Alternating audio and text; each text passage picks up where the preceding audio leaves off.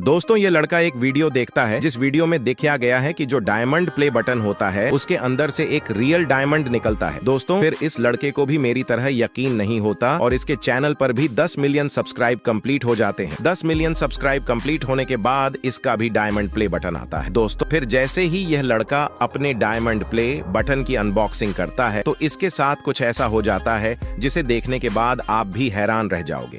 लेकिन उससे पहले अगर आप इंडिया से हो तो वीडियो को लाइक और चैनल को सब्सक्राइब करो और पाकिस्तान से हो तो कमेंट करो। देखते हैं आज कौन जीता है। इंडिया वालों बेइज्जती नहीं होनी चाहिए। फिर दोस्तों इसका भी एक बड़ा डायमंड निकल जाता है।